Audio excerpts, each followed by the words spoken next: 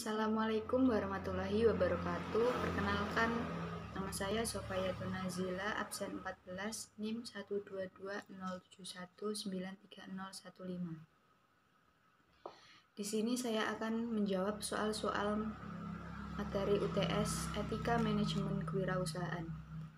Yang pertama yaitu konsep manajemen.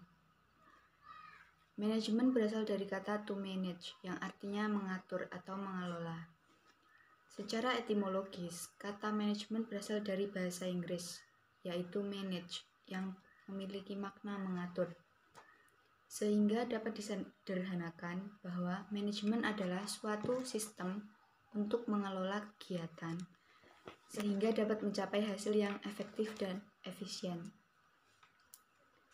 Menurut Giorgio Arteri, manajemen merupakan proses yang khas yang terdiri dari tindakan-tindakan yang meliputi perencanaan, pengorganisasian, penggerakan, dan pengawasan yang dilakukan untuk menemukan serta mencapai sasaran yang telah ditetapkan melalui pemanfaatan sumber daya manusia dan sumber daya lainnya. Jadi menurut saya, manajemen adalah suatu kegiatan mengelola atau mengatur dalam sebuah organisasi untuk mencapai tujuan yang telah ditetapkan dan dengan memanfaatkan sumber daya manusia dan sumber daya lainnya. Adapun fungsi-fungsi dalam manajemen yang disingkat dengan POAC atau POAC, yaitu berupa planning, organizing, actuating, dan controlling. Yang pertama, planning atau perencanaan. Perencanaan adalah susunan langkah-langkah untuk membuat strategi yang akan digunakan untuk mencapai tujuan dari organisasi. Yang kedua yaitu organizing atau pengorganisasian. Pengorganisasikan sebagai proses kegiatan, pembagian tugas-tugas pada orang yang terlibat dalam aktivitas organisasi, sesuai dengan kompetensi sumber daya manusia yang dimilikinya.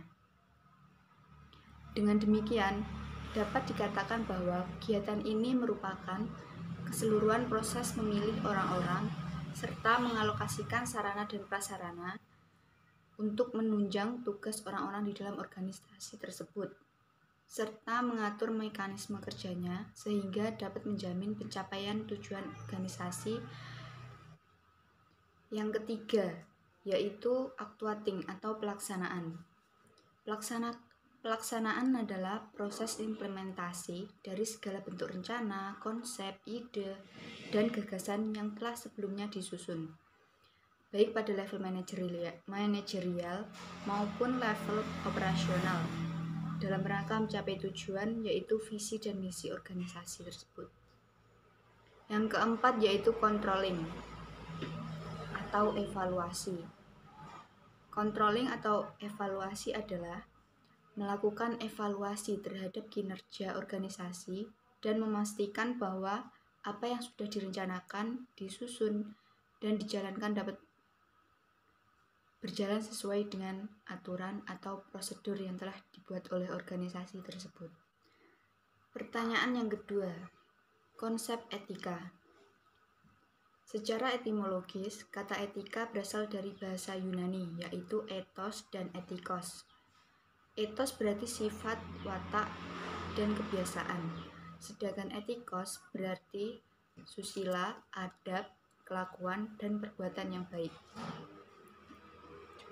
Menurut para ahli, yaitu Suprihadi Satrosupono, etika adalah pemikiran yang relatif objektif dan rasional mengenai cara kita mengambil keputusan dalam situasi yang konkret atau moralitas. Sedangkan menurut Rosadi Ruslan mendefinisikan etika sebagai sebuah studi tentang benar atau salah dalam tingkah laku atau perilaku manusia. Maka dapat ditarik kesimpulan bahwa etika dapat diartikan sebagai ilmu yang mempelajari tentang segala hal mengenai baik dan buruknya manusia, yang berkaitan dengan nilai-nilai, moral, serta tata cara hidup yang baik. Etika dan moral dalam pemikiran Islam dikenal dengan istilah akhlak atau al-akhlak. Kata akhlak secara etimologis dalam Al-Quran tidak ditemukan, kecuali bentuk tunggalnya, yaitu kuluk, diartikan dengan budi pekerti, perangai, tingkah laku, dan tabiat. Dengan demikian, istilah akhlak sebenarnya lebih dekat dengan pengertian moral, karena akhlak sendiri dipandang sebagai sesuatu yang aplikatif. Sedangkan ilmu yang mempelajari atau membahas tentang baik dan buruknya perilaku atau perbuatan di dalam Islam disebut dengan ilmu akhlak. Adapun tujuan etika adalah untuk menciptakan nilai moral yang baik. Etika juga harus benar-benar dimiliki dan diterapkan oleh setiap manusia sebagai pondasi utama moralitas pada kehidupan di masyarakat. Etika yang baik mencerminkan perilaku yang baik, sedangkan etika yang buruk akan mencerminkan perilaku kita yang buruk dan akan menciptakan suatu keluaran, yaitu berupa penilaian di masyarakat. Ada juga manfaat etika. Yang pertama, dapat menolong suatu pendirian dalam beragam suatu pandangan dan moral. Yang kedua, dapat membedakan yang mana yang tidak boleh dirubah dan yang mana yang boleh dirubah. Yang ketiga, dapat menyelesaikan masalah-masalah moralitas ataupun sosial yang membingungkan suatu masyarakat dengan suatu pemikiran yang sistematis dan kritis. Yang keempat, dapat berpikir dan bekerja secara sistematis dan teratur. Yang kelima, dapat menyelidiki suatu masalah sampai ke akar-akarnya, bukan karena sekedar ingin tahu tanpa memperdulikannya. Soal yang ketiga yaitu etika kewirausahaan dalam kehidupan sehari-hari. Etika kewirausahaan yang dapat diterapkan oleh wirausahawan dalam kehidupan sehari-hari yaitu yang pertama, jujur. Jujur merupakan satu kunci penting dalam mendapatkan kepercayaan. Jika ingin mendapatkan kepercayaan dari seseorang konsumen, seseorang wirausahawan harus memegang teguh prinsip satu ini. Wirausahawan hendaknya harus jujur dalam setiap tindakannya, entah itu tindakan yang berhubungan dengan konsumen, karyawan, hingga partner kerja. Yang kedua ada integritas. Integritas identik dengan sifat konsisten. Integritas memiliki karakter yang konsisten yang ditunjukkan dengan penyelarasan perilaku, perkataan, dan perbuatan. Integritas terkadang menuntut seseorang untuk memiliki keberanian dalam melakukan hal yang benar, serta keberanian untuk mengakui kesalahan yang telah diperbuat. Yang ketiga yaitu menepati janji. Seseorang akan menilai orang lain dengan cara menyesuaikan perkataannya dengan perbuatannya. Jika perkataan tidak sesuai dengan perbuatan, maka kepercayaan tidak akan didapat. Terlebih jika perkataan itu berupa sebuah janji. Janji memiliki nilai yang besar sebagai penentu integritas seseorang. Jika orang tersebut tidak pernah menepati janji, maka dapat dipastikan orang tersebut tidak akan mudah dipercaya oleh orang sekitar. Yang keempat, akuntabel. Seseorang yang memiliki sifat akuntabel tidak akan keberatan mempertanggungjawabkan hasil pekerjaannya, serta tidak keberatan menerima gugatan atas pekerjaannya yang kurang. Sikap akuntabel seperti ini sangat diperlukan oleh seorang wirausahawan. Sikap akuntabel haruslah ditunjukkan kepada konsumen, rekan kerja, hingga karyawan. Yang kelima yaitu loyalitas. Seorang wirausahawan haruslah setia pada bisnis yang dijalani, tim, bahkan pada diri sendiri. Setia pada diri sendiri lebih pada setia dalam melakukan pekerjaan dengan baik dan benar. Loyalitas akan membangun kepercayaan serta akan membangun integritas dari seorang wirausahawan. Walaupun loyalitas merupakan hal yang positif, namun seorang pebisnis tidak boleh mengatasnamakan loyalitas untuk melakukan sesuatu yang tidak etis. Yang keenam, peduli. Rasa peduli memiliki arti bahwa seseorang sadar bahwa segala tindakan yang ia lakukan akan memiliki dampak pada semua orang yang berada di sekitarnya. Karena kesadaran tersebut, seseorang akan dengan teliti akan menimbang dengan matang segala keputusan yang diambil, baik dalam jangka panjang maupun jangka pendek. Yang ketujuh yaitu menggunakan bahasa dengan baik. Dalam pemilihan bahasa juga diperlukan dan diperhatikan. Sebisanya harus menghindari menggunakan bahasa yang kasar, mengandung unsur sara, dan obrolan yang bersifat pribadi. Yang terakhir yaitu selalu mengucapkan terima kasih. Pertanyaan yang keempat yaitu konsep kewirausahaan dan tujuan kewirausahaan dalam Islam. Kewirausahaan berasal dari kata dasar wirausaha. Wirausaha dari segi etimologi berasal dari kata wira dan usaha. Wira berarti pejuang, pahlawan, manusia unggul, teladan, berbudi luhur, gagah berani, dan berwatak agung. Sedangkan usaha berarti perbuatan amal, berbuat sesuatu. Sedangkan pengertian kewirausahaan dalam bahasa Inggris yaitu entrepreneurship atau wirausaha adalah proses mengidentifikasi, mengembangkan, dan membawa visi ke dalam kehidupan. Kewirausahaan muncul apabila seorang individu berani mengembangkan usaha dan ide-ide barunya. Proses kewirausahaan meliputi semua fungsi, aktivitas, dan tindakan yang berhubungan dengan perolehan peluang dan penciptaan organisasi baru. Oleh karena itu, wirausaha adalah orang yang memperoleh peluang dan menciptakan suatu organisasi untuk mengejar peluang itu. Fungsinya adalah memperkenalkan barang baru, melaksanakan metode produk baru, membuka pasar baru, membuka bahan atau sumber-sumber baru, dan pelaksanaan organisasi baru. Dalam pengertian yang lebih luas, kewirausahaan diartikan sebagai semua aktivitas, produksi, perdagangan barang dan jasa. Selanjutnya, tujuan kewirausahaan dalam Islam. Kewirausahaan bertujuan untuk meningkatkan ekonomi masyarakat dan secara umum meningkatkan harkat dan martabat pribadi wirausahawan serta bangsa dan negara. Dengan pengetahuan tersebut, diharapkan akan semakin banyak warga negara Indonesia, khususnya mahasiswa yang terjun dalam dunia usaha.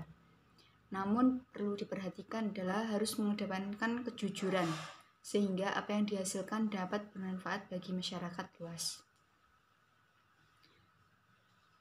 Mempedomi praktek bisnis yang dijalankan oleh Nabi Muhammad SAW, maka setidaknya ada 6 karakteristik yang mendasar yang harus dimiliki oleh seorang wirausahawan muslim, yaitu yang pertama, sidik atau jujur.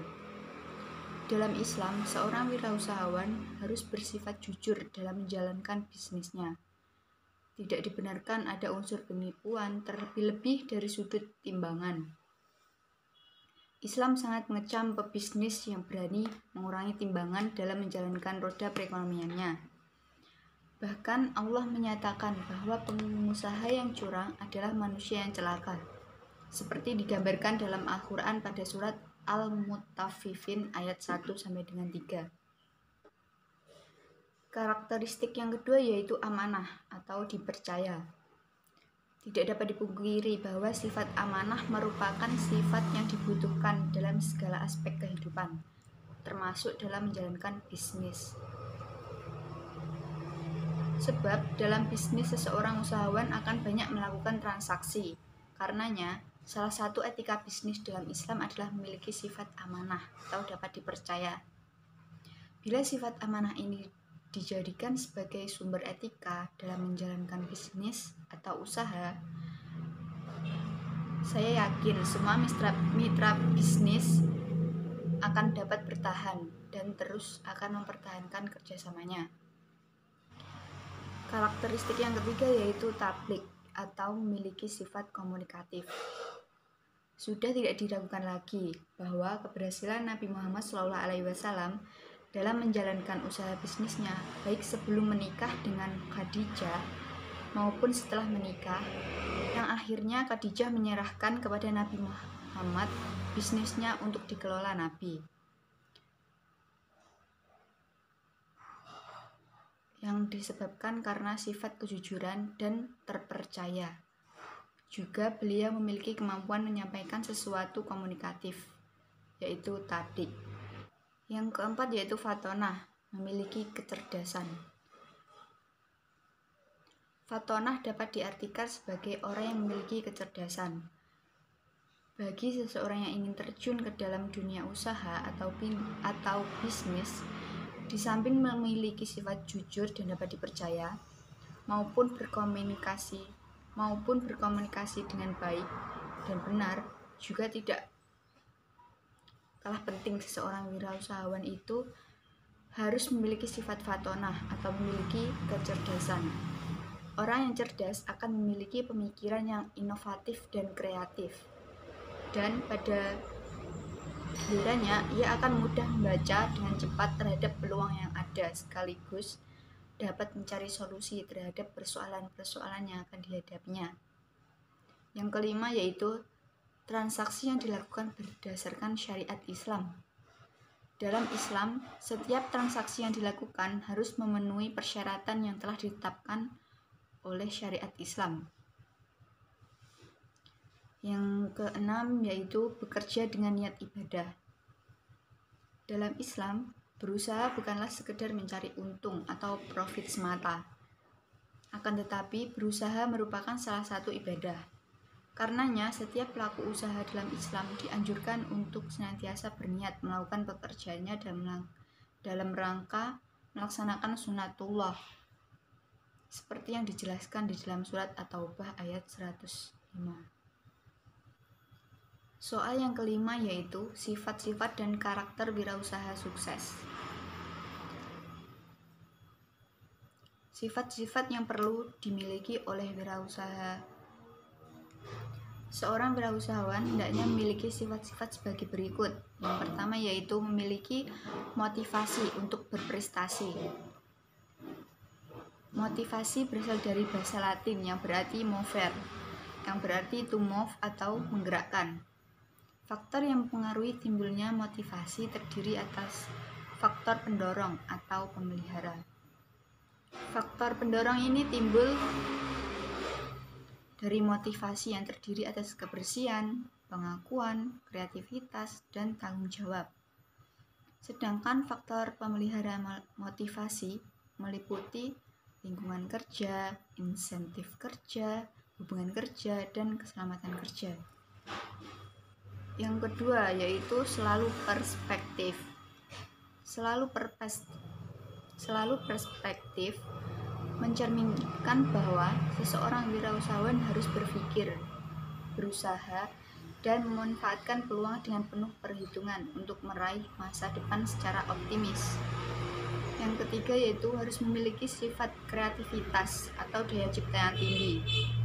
Memiliki kreativitas tinggi berarti mempunyai kemampuan untuk berpikir yang baru dan berbeda. Namun, demikian untuk berpikir yang baru dapat bersumber dari sesuatu yang lama, tetapi dilakukan dengan cara-cara yang baru dan tidak harus seluruhnya baru. Yang keempat yaitu berperilaku inovatif tinggi. Memiliki perilaku inovatif tinggi merupakan salah satu kunci dari semangat berwirausaha. Yang kelima yaitu berkomitmen dalam pekerjaan.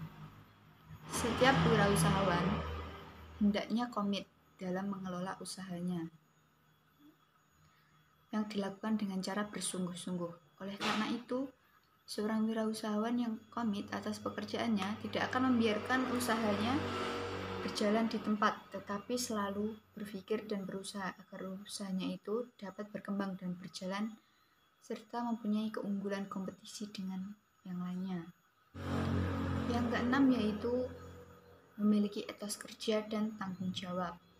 Etos kerja akan membentuk suatu produktivitas, Sedangkan tanggung jawab akan menumbuhkan wirausaha yang adil dan bertanggung jawab terhadap semua pemangku kepentingan atau stakeholder yang berhubungan dengan usaha dan hasil usahanya. Yang ketujuh yaitu sifat mandiri atau tidak bergantung dengan orang lain. Melalui kemandirian ini, dalam berpikir kreatif dan bertindak inovatif, seorang wirausaha dalam menciptakan peluang dalam menghadapi tantangan hidup. Yang kedelapan yaitu berani menghadapi resiko. Resiko yang ditanggung oleh seseorang wirausahawan adalah resiko yang sudah diperhitungkan secara matang. Yang kesembilan yaitu selalu mencari peluang. Seorang wirausaha yang mempunyai jiwa kewirausahaan harus memberikan tanggapan positif terhadap peluang yang ada dalam kaitannya dengan mendapatkan keuntungan untuk usahanya atau memberikan pelayanan yang lebih baik kepada masyarakat. Yang 10 yaitu memiliki jiwa kepemimpinan. Seorang yang memiliki jiwa kepemimpinan pada umumnya ingin tampil yang berbeda, lebih cepat dan lebih menonjol dari yang lainnya, dan selalu terbuka menerima kritik dan menjadikan saran sebagai pertimbangan dalam melakukan perbaikan. Yang terakhir yaitu harus memiliki sifat atau kemampuan manajerial.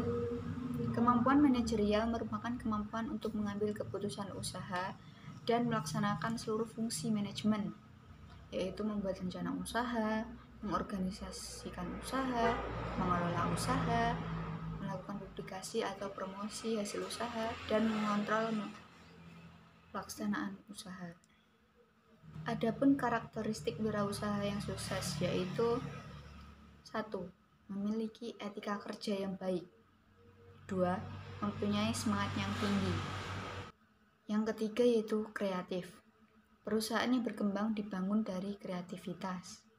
Dengan persaingan yang agresif, para wirausahawan dihadapkan dengan ide-ide orisinil yang membedakan perusahaan mereka dengan yang lain. Yang keempat yaitu pemula yang mandiri. Seorang pemula yang mandiri dan ambisius tidak puas dengan pekerjaan yang menguras tenaga. Mereka berani mengambil inisiatif untuk sebuah pekerjaan dan berperan sebagai pemimpin. Mereka juga menyadari bahwa situasi sulit justru adalah tantangan bagi mereka yang dapat membantu mereka sebagai pengusaha dan membuat bisnis lebih kuat. Yang kelima yaitu ambisius. Yang keenam yaitu semangat belajar tinggi. Soal yang keenam yaitu etika menemukan peluang-peluang usaha. Sebelumnya saya akan menjelaskan tentang peluang usaha.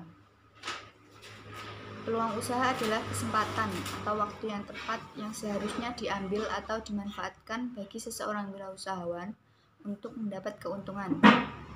Banyak peluang yang disia-siakan sehingga berlalu begitu saja karena tidak semua orang dapat melihat peluang dan yang melihat pun belum tentu berani memanfaatkan peluang tersebut. Menurut Thomas Weismarer, peluang usaha merupakan sebuah terapan yang terdiri dari kreativitas dan inovasi untuk memecahkan masalah dan melihat kesempatan yang dihadapi setiap hari. Sedangkan menurut Arif F. Hadi Pranata, peluang usaha merupakan sebuah resiko yang harus diambil dan dihadapi untuk mengelola dan mengatur segala urusan yang ada hubungannya dengan finansial. Selanjutnya yaitu pengertian etika usaha. Etika usaha adalah prinsip-prinsip atau pandangan-pandangan dalam kegiatan bidang usaha dengan segala persoalannya untuk mencapai suatu tujuan serta melaksanakan nilai-nilai yang bermanfaat untuk meningkatkan kehidupan usaha sehari-hari. Etika usaha atau bisnis merupakan bagian dari proses menegakkan dan membangun sebuah peradaban. Selanjutnya terkait dengan ketentuan yang diatur dalam etika menemukan peluang usaha secara umum adalah sebagai berikut. Yang pertama, sikap dan perilaku seseorang entrepreneur harus mengikuti norma-norma yang berlaku dalam suatu negara atau masyarakat. Yang kedua, penampilan yang ditujukan seorang entrepreneur harus selalu sopan, terutama dalam menghadapi situasi atau acara-acara tertentu. Yang ketiga, cara berpakaian entrepreneur juga harus sopan dan sesuai dengan tempat dan waktu yang berlaku.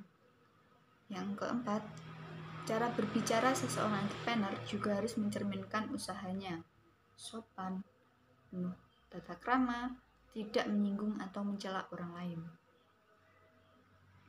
Yang kelima yaitu gerak-gerik entrepreneur juga dapat menyenangkan orang lain. Hindarkan gerak-gerik yang dapat mencurigakan. Secara khusus, etika yang melekat pada diri entrepreneur dalam menemukan peluang usaha adalah sebagai berikut. 1. Kejujuran. Entrepreneur harus selalu bersikap jujur, baik dalam berbicara maupun bertindak. Jujur ini diperlukan agar berbagai pihak percaya terhadap apa yang akan kita lakukan. Tanpa kejujuran, usaha tidak akan maju dan tidak dipercaya oleh mitra kerja maupun pelanggan. Yang kedua yaitu bertanggung jawab. Entrepreneur harus bertanggung jawab terhadap segala kegiatan yang dilakukan dalam bidang usahanya. Kewajiban terhadap berbagai pihak harus segera diselesaikan. Tanggung jawab tidak hanya terbatas pada kewajiban sendiri, tetapi juga kepada seluruh karyawannya, masyarakat sekitarnya, dan pemerintah. Yang ketiga yaitu menepati janji. Entrepreneur dituntut untuk selalu menepati janji. Sekalipun entrepreneur ingkar janji, maka akan hilang kepercayaan pihak lain terhadapnya. Entrepreneur juga harus konsisten terhadap apa yang telah dibuat dan disepakati sebelumnya. Bukankah manusia yang dipegang lidah dan perkataannya? Sekali kita tidak menepati janji, maka kita tidak akan mendapat kepercayaan oleh orang lain. Yang keempat yaitu disiplin. Entrepreneur dituntut untuk selalu disiplin dalam berbagai kegiatan yang berkaitan dengan usaha. Misalnya dalam waktu pembayaran atau pelaporan kegiatan usahanya. Yang kelima yaitu tata hukum. Entrepreneur harus selalu patuh dan menaati hukum yang berlaku, baik yang berkaitan dengan norma, adat istiadat di masyarakat, ataupun hukum yang dibuat oleh pemerintah. Yang keenam yaitu suka membantu. Entrepreneur secara normal harus sanggup membantu berbagai pihak yang memerlukan bantuan. Sikap ringan tangan ini dapat ditunjukkan kepada masyarakat dengan berbagai cara. Yang ketujuh yaitu komitmen dan menghormati. Entrepreneur harus berkomitmen dengan apa yang dijalankan dan menghargai komitmen dengan pihak-pihak yang lain yang berhubungan dengannya. Entrepreneur yang menjunjung komitmen terhadap apa yang telah diucapkan atau disepakati akan dihargai oleh berbagai pihak. Yang terakhir yaitu mengejar prestasi. Entrepreneur yang sukses harus selalu berusaha mengejar prestasi setinggi mungkin. Tujuannya adalah agar perusahaan dapat terus bertahan dari waktu ke waktu. Prestasi yang berhasil dicapai perlu terus ditingkatkan. Di samping itu, entrepreneur juga harus tahan mental dan tidak mudah putus asa terhadap berbagai kondisi dan situasi yang dihadapinya, di mana kondisi dan situasi yang dihadapi bukan sebagai penghalang, tetapi merupakan sebagai tantangan untuk. Demikian jawaban dari saya mengenai soal-soal UTS tersebut. Terima kasih. Wassalamualaikum warahmatullahi wabarakatuh.